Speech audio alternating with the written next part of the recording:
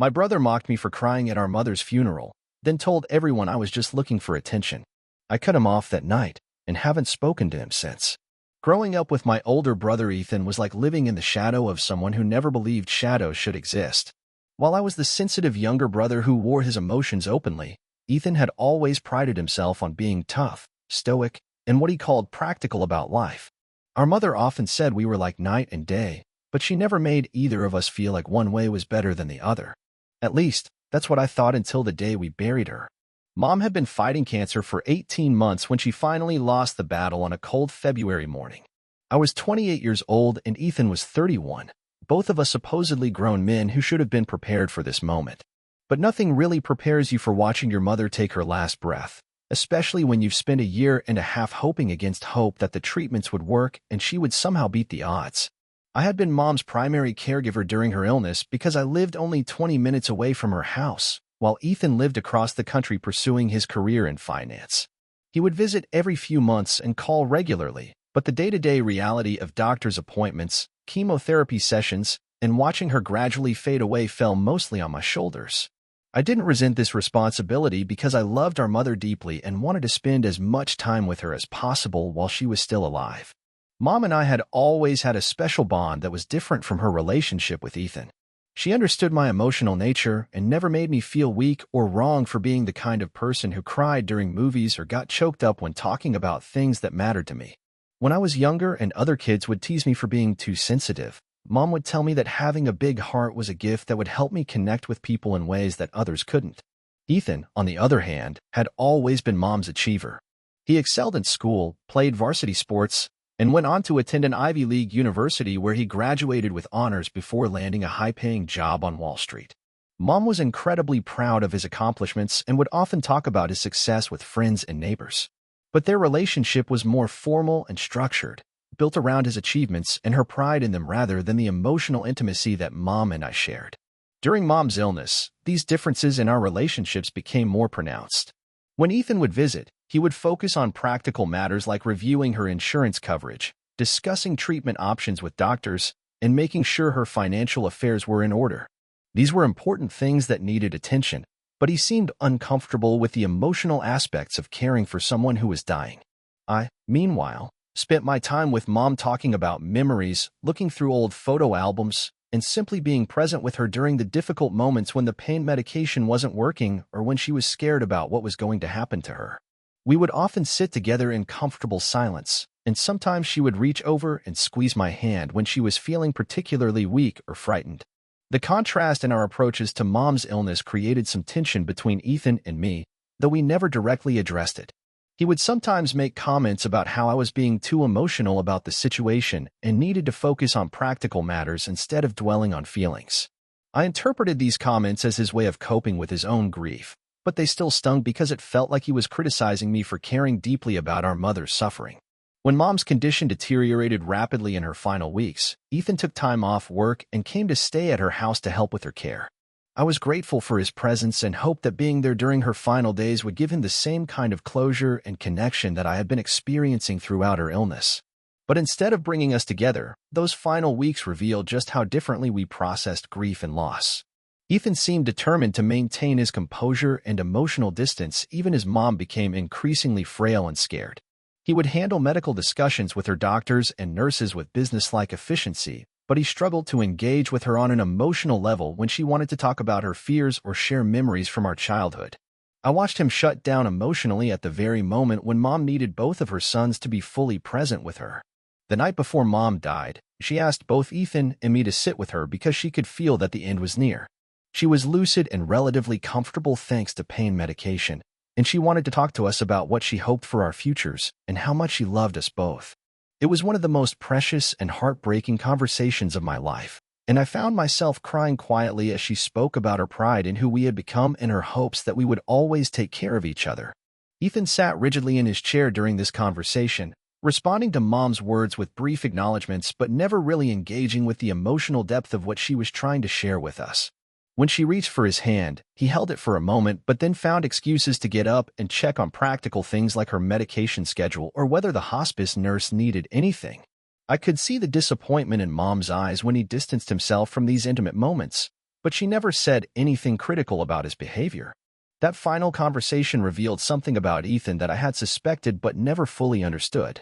He was not just uncomfortable with emotions. He seemed to view them as weaknesses that needed to be controlled or eliminated rather than natural human responses to love and loss. His inability to be emotionally present with our dying mother was not just a coping mechanism, but a fundamental part of how he viewed the world and relationships.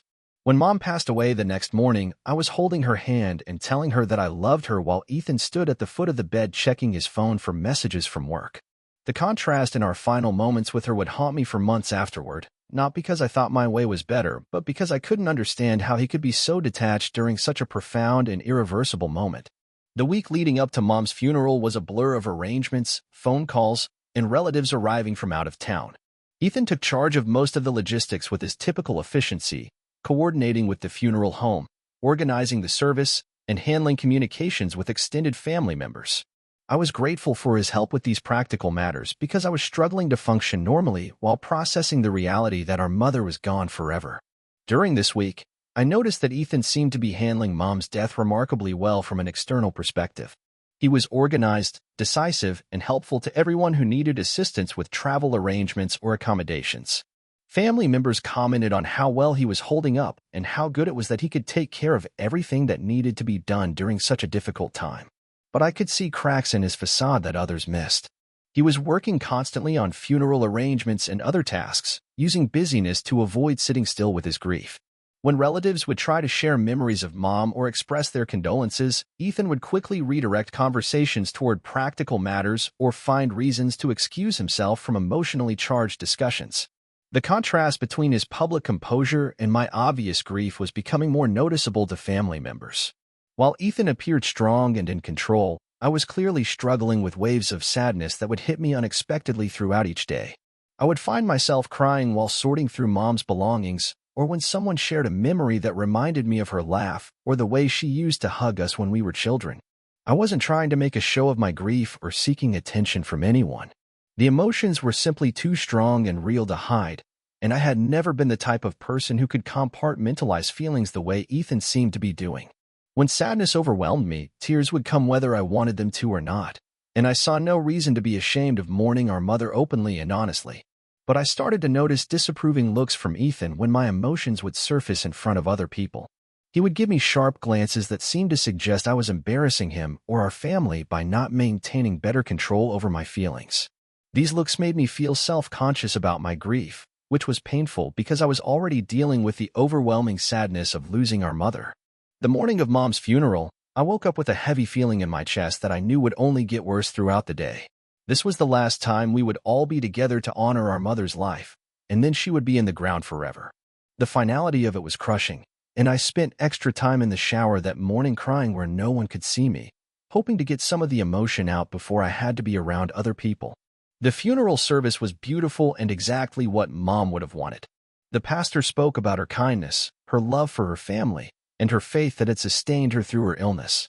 Several family members and friends shared memories that captured different aspects of who she had been as a person, a mother, and a friend. I had prepared remarks about Mom's influence on my life, but when my turn came to speak, I found myself overwhelmed by emotion and unable to get through more than a few sentences before I had to sit down. Ethan spoke after me and delivered a polished, well-organized tribute to Mom's life and achievements. His remarks were appropriate and thoughtful, covering her roles as a mother, community volunteer, and devoted wife to our father before his death 10 years earlier. But his delivery was so controlled and emotionless that it felt more like a business presentation than a son's farewell to his mother. He never wavered, never paused to collect himself, and showed no visible signs of the grief that should have been overwhelming for someone who had just lost their mother. After the service, we gathered at the cemetery for the burial. This was the moment I had been dreading most because it represented the absolute finality of losing Mom. Watching her casket being lowered into the ground was going to be heartbreaking, and I knew I would not be able to maintain composure during this final goodbye. I stood next to Ethan as family members and friends gathered around the gravesite for the final prayers and committal. When the pastor finished speaking and the casket began its descent into the earth, I felt my knees weaken and tears streaming down my face. This was really happening. Our mother was being buried, and I would never see her again, never hear her voice, never get another hug from the person who had loved me unconditionally throughout my entire life. The grief was so overwhelming that I had to lean against Ethan for support as I sobbed openly in front of everyone gathered at the cemetery. That's when Ethan did something that changed our relationship forever. Instead of putting his arm around me or offering comfort during what was clearly the most difficult moment of my life, he stepped away from me and shook his head with obvious disgust. In a voice loud enough for several family members to hear, he muttered that I was being ridiculous and making a scene that was inappropriate for the occasion. I was stunned by his reaction and looked at him through my tears, hoping I had misunderstood what he had said. But Ethan's expression was one of embarrassment and annoyance rather than sympathy or understanding. He was looking at me like I was a child having a tantrum rather than his brother mourning the loss of our mother at her graveside. The moment passed quickly as other family members stepped in to offer comfort and support, but Ethan's reaction had cut me deeper than I could have imagined. Not only had he refused to offer comfort when I needed it most, but he had actively criticized me for grieving openly at our mother's funeral. The person who should have understood my pain better than anyone else had chosen to judge and mock me instead of supporting me through the worst moment of my life. After the burial, we returned to Mom's house for a reception where family and friends could share food and memories in a more relaxed setting. I was still reeling from Ethan's behavior at the cemetery and struggling to understand how he could have been so cold and critical during such an emotional moment. I hoped that maybe he was just overwhelmed by his own grief and would apologize for his reaction once we had a chance to talk privately. But instead of apologizing, Ethan seemed to double down on his criticism of my behavior. During the reception, I overheard him talking to our Aunt Elizabeth about how I had always been too emotional and dramatic about everything. He suggested that my crying at the funeral was excessive and attention-seeking rather than genuine grief, and he expressed frustration that I couldn't control myself better during important family events. Hearing Ethan describe my grief as attention-seeking behavior was like being slapped in the face while I was already down. I couldn't believe that my own brother, who had known me for my entire life, could be so cruel and dismissive about my emotional response to losing our mother. The suggestion that I was somehow performing or exaggerating my sadness for attention was deeply hurtful because it invalidated the very real pain I was experiencing. I waited until the reception was winding down and most of the guests had left before confronting Ethan about what I had overheard. I found him in Mom's kitchen cleaning up dishes and organizing leftover food with the same methodical efficiency he brought to everything else. When I asked if we could talk privately, he agreed, but seemed annoyed by the interruption to his cleanup efforts. I told Ethan that I had heard his comments to our aunt about my behavior at the funeral and asked him to explain what he meant by calling my grief attention-seeking. His response was even more hurtful than his original comments because he didn't back down or apologize, but instead doubled down on his criticism with additional details about why he thought my emotional reactions were inappropriate and excessive. According to Ethan, I had always been too sensitive and dramatic about things that other people handled with more maturity and self-control. He said that crying openly at Mom's funeral had been embarrassing for our family and had made other people uncomfortable when they should have been focusing on honoring her memory. He suggested that my inability to control my emotions was a character flaw that I needed to work on rather than something that deserved sympathy or understanding. Most painfully, Ethan claimed that Mom had been worried about my emotional instability and had expressed concerns to him about my ability to handle adult responsibilities and relationships. This was a particularly cruel lie because I knew that Mom had valued my emotional openness and had never seen it as a weakness or problem that needed to be fixed. Ethan was using our dead mother's supposed concerns to justify his own cruel treatment of me during my time of grief. I tried to defend myself by pointing out that everyone grieves differently and that there was nothing wrong with crying at our mother's funeral. I explained that my emotions were genuine expressions of love and loss rather than attempts to seek attention or sympathy from other people. I also reminded Ethan that Mom had always accepted and appreciated my emotional nature and had never tried to change me or make me feel ashamed of who I was. But Ethan dismissed all of my explanations and seemed determined to view my grief through the lens of his own emotional limitations.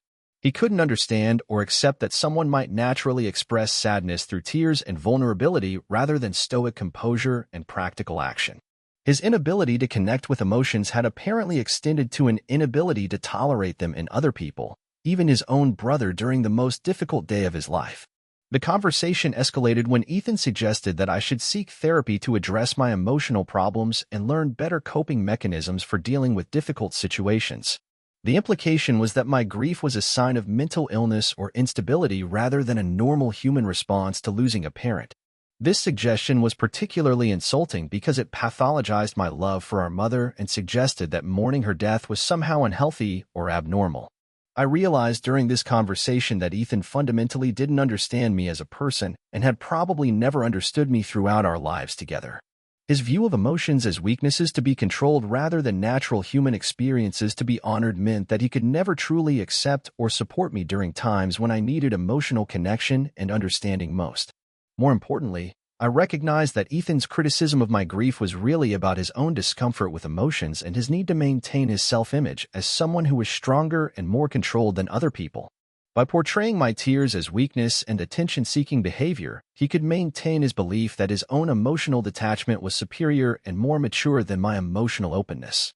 The final straw came when Ethan suggested that I was using Mom's death as an excuse to get attention and sympathy from family members who might otherwise not pay much attention to me. This accusation was so cruel and baseless that it revealed something dark and jealous in Ethan's character that I had never seen before. He was actually suggesting that I was glad our mother had died because it gave me an opportunity to be the center of attention at family gatherings.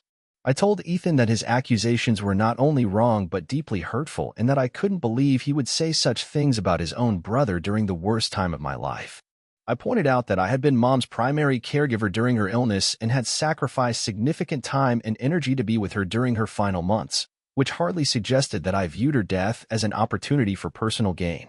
But Ethan seemed incapable of acknowledging that his words were cruel or unfair. Instead, he continued to defend his position and suggested that I was proving his point by getting so upset about his honest observations. In his mind, my emotional reaction to his cruel accusations was further evidence that I was too sensitive and dramatic about everything rather than proof that he was being unnecessarily harsh and hurtful. That night, after all the guests had left and we were alone in Mom's house, Ethan continued to make comments about my behavior at the funeral and my emotional reactions throughout the day. He seemed to view the entire day as an opportunity to lecture me about my character flaws rather than a shared experience of grief that should have brought us together as brothers who had lost their mother. I finally realized that Ethan was never going to apologize for his behavior or acknowledge that his treatment of me had been cruel and inappropriate. He genuinely believed that he was right to criticize my grief and that I deserved to be mocked and dismissed for crying at our mother's funeral. This revelation was almost as painful as losing Mom herself because it meant that I had also lost my brother, not to death, but to his own inability to show basic human compassion. That night, sitting in Mom's living room surrounded by flowers from the funeral and cards from people who had loved her, I made a decision that would change the trajectory of my life forever. I told Ethan that I could not continue to have a relationship with someone who would mock me for grieving our mother's death and then spread lies about my character to other family members. His behavior had crossed a line that could not be uncrossed, and I no longer wanted him in my life. Ethan's response to my decision was predictably dismissive. He suggested that I was being overly dramatic again, and that I would eventually calm down and realize that he had been trying to help me become a stronger person. He seemed to believe that cutting contact with him would hurt me more than it would hurt him, since he viewed himself as the more successful and stable brother who had his life together. I explained to Ethan that this was not an impulsive decision based on hurt feelings, but a considered choice based on his fundamental inability to show compassion and support when I needed it most. His behavior at Mom's funeral and his cruel comments afterward had revealed something about his character that I could not accept or forgive. I told him that I would not be attending family gatherings where he was present, and that I did not want him to contact me in the future. The immediate aftermath of cutting contact with Ethan was both liberating and isolating. On one hand, I no longer had to worry about his criticism and judgment during an already difficult time of grief and adjustment. On the other hand, I had lost the only immediate family member I had left, which made me feel even more alone in the world without Mom's presence and support. Some extended family members tried to mediate between us and encourage me to forgive Ethan's behavior and restore our relationship. They argued that grief affects people differently and that families should stick together during difficult times rather than allowing disagreements to tear them apart. These well-meaning relatives didn't understand that Ethan's behavior was not just a product of grief, but a revelation of his true character and values.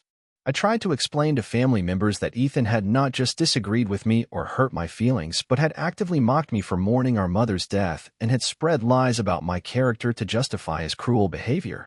This was not a simple misunderstanding or a temporary lapse in judgment, but a fundamental betrayal of the trust and loyalty that should exist between brothers, especially during times of loss and vulnerability. Over the following months, Ethan made several attempts to contact me, but his messages revealed that he still didn't understand why I was upset or accept responsibility for his behavior. His communications focused on practical matters like settling Mom's estate and dividing her belongings, treating our estrangement as a temporary inconvenience rather than a serious consequence of his actions. When I didn't respond to his messages, Ethan enlisted other family members to pressure me into resuming contact with him. These intermediaries would call or visit to tell me that Ethan missed me and wanted to work things out, but none of them could provide evidence that he had actually acknowledged his wrongdoing or expressed genuine remorse for his behavior at Mom's funeral. The settlement of Mom's estate became complicated by our estrangement since we were both named as beneficiaries and needed to make joint decisions about her property and belongings. I communicated with Ethan only through lawyers to handle these necessary transactions, which added expense and complexity to what should have been a straightforward process but protected me from having to interact with him directly. During the estate settlement process, I learned that Ethan had been telling family members that our estrangement was entirely my fault and that he had done nothing wrong at Mom's funeral. According to his version of events, I had overreacted to his concern about my emotional stability and had cut contact with him for trying to help me become a stronger person. He portrayed himself as the victim of my unreasonable behavior rather than acknowledging his role in creating the conflict. This revisionist history was particularly galling because it demonstrated that Ethan had learned nothing from our confrontation and remained committed to viewing himself as blameless in our relationship breakdown. His inability to acknowledge his cruel behavior or show genuine remorse confirmed that I had made the right decision to cut contact with him permanently. As the first anniversary of Mom's death approached, I received a card from Ethan suggesting that we should visit her grave together and use the occasion to reconcile our differences. The card contained no apology or acknowledgement of his behavior, but simply assumed that enough time had passed for me to get over my hurt feelings and restore our relationship as if nothing had happened. I did visit Mom's grave on the anniversary of her death, but I went alone and spent time reflecting on her memory and the lessons she had taught me about love, compassion, and treating people with kindness. Being there without Ethan felt right because I could focus entirely on honoring Mom's memory without having to deal with his emotional limitations or cruel judgments about my grief. 5 years have passed since I cut contact with Ethan, and I have never regretted that decision. My life has been enriched by relationships with people who understand and appreciate emotional authenticity rather than viewing it as a weakness to be corrected. I have learned to value friends and chosen family who can offer support and compassion during difficult times rather than criticism and judgment. During these 5 years, I have occasionally received updates about Ethan's life through mutual relatives. He married a woman who apparently shares his preference for emotional restraint and practical problem-solving over emotional connection and intimacy. They seem to have a successful relationship based on shared values around achievement and control rather than the emotional vulnerability and openness that I value in relationships. Ethan has also advanced in his career and achieved additional financial success that he probably views as validation of his approach to life and relationships. But I have come to understand that success and happiness are not the same thing, and that a life built around avoiding emotions and controlling others is ultimately empty and unfulfilling regardless of external achievements. The loss of my relationship with Ethan was painful, but it also taught me valuable lessons about boundaries and self-respect that have improved every other relationship in my life. I learned that family relationships are not sacred obligations that must be maintained regardless of how people treat you, but voluntary connections that should be based on mutual respect and genuine care for each other's well-being. Most importantly, I learned to trust my own emotional responses and reject other people's attempts to shame me for feeling deeply about things that matter. Mom's death was worth mourning openly and honestly, and anyone who couldn't understand or accept that reality had no place in my life during such a vulnerable and important time. I still miss Mom every day, and I still cry sometimes when I think about her or encounter something that reminds me of our special relationship.